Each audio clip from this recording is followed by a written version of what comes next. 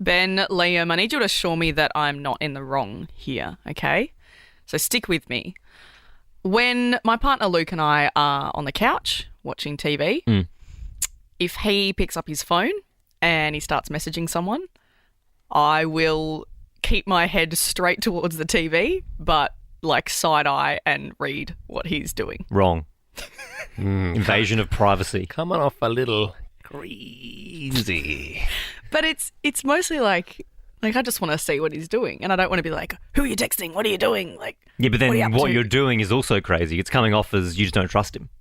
No, I trust. I'm just curious. You say you trust him, but curious. if you truly trusted him, you wouldn't need to read his phone. And if you were comfortable enough, you just go, who are you texting? If you wanted to, if you really wanted to know. That's annoying for him if I'm always like, what are you doing? Who are you texting? What's up? But then I guess sometimes I'll read the whole conversation, and then about 5 minutes later I'll go, hey, have you heard from so-and-so recently? To test him, to see if he says no, then you're I know you have because look at his phone. So is this one of those things where you're just trying to warm us up to the fact that like sometimes you don't entirely get the whole message in, so then when he goes to sleep you like quickly put his passcode in and scroll through and make sure Seems like a gateway habit into unlocking his phone and going through it. I've never done that yet. And I don't have a reason to. So you guys think it's weird. I can't even just do a little side eye check. I don't know. I mean, I personally don't. I don't know about you, Ben. I don't find it like a breakup offence where I'm like, that's insane that you would do that. I just find it annoying.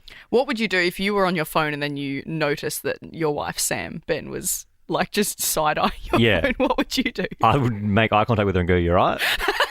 You're right over there? Fair. Okay, all right. If I knew the side eye was coming onto my phone, I'd do like real hectic stuff that I wouldn't usually do, like go on the black market and buy like a handgun or something, just to like really wig her out. You know what I mean? Ash in the newsroom. Ash, what about you? Do you think it's crazy or it's fine? Oh, look, I think it indicates, I mean, I couldn't do the side-eye thing because I wear glasses. My vision's not that great. Yeah. But I think the going through the phone, I do think that is a total invasion of privacy and it makes me feel ick. And it makes me feel ick because in another lifetime, I actually did that. I went through an ex's phone. But again, I think it just shows I probably shouldn't have been with that person because I had such a lack of trust. Yeah. And it was a friend that they were constantly texting. It was the girl they tell you not to worry about. Yeah. They were constantly on the phone to each other.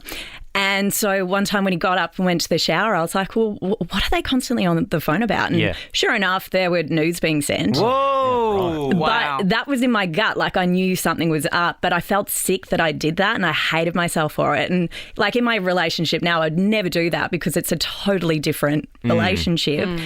So I do just think it maybe shows a bit of a lack of trust there and it's an invasion of their privacy too, right? Yeah, well, okay. Well, I do trust Luke. Like I said, I do trust Luke. I think the difference is, though, if you're just reading messages, I think that's nosy.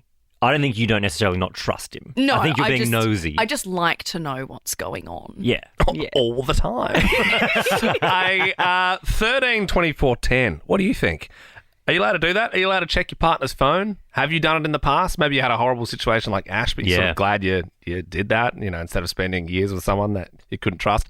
13 24 10 is the number. If you get in touch as well, you will be in the draw to win $10,000 with Nova's 10K day in May. And I think we all agree looking at somebody else's phone screen is nosy, but it feels like it's the gateway into going through the phone when they're in the shower or something. Sally joins us now. What do you think? Can you look at your partner's phone? I do not look at my partner's phone. I kind of feel like I don't really have the urge to do that.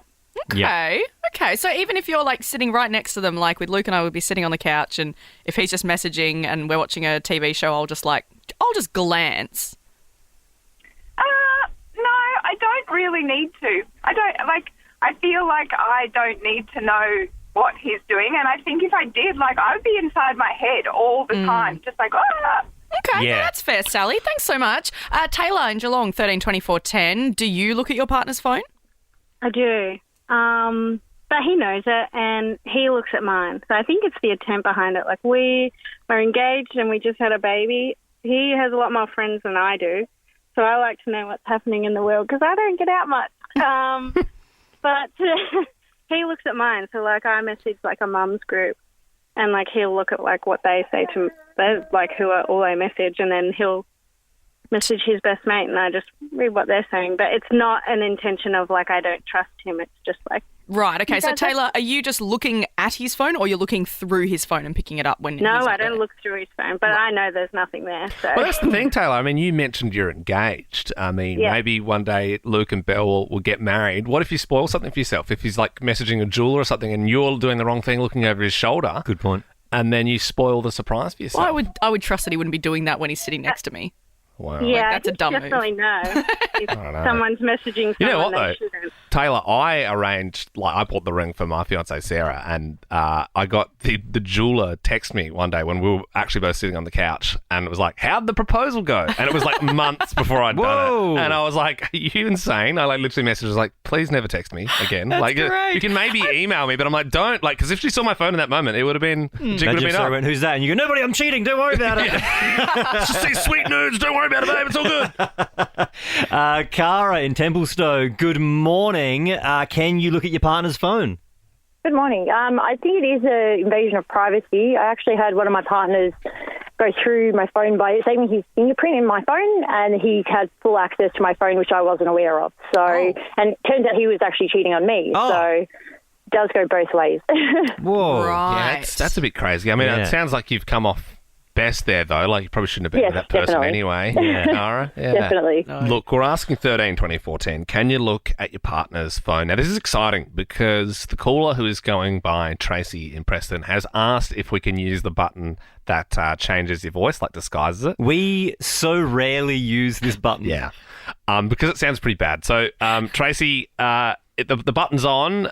Good morning. How are you? Good, thanks. How are you guys? It sounds like a demon. It does sound a bit demony. I'm sorry, Tracy. I'm going to tell you right now. It's your voice, and then there's just an echo of a demon. No, behind you. No, it's not too bad. I think it's okay. We'll try and power on. You went through your partner's phone, Tracy.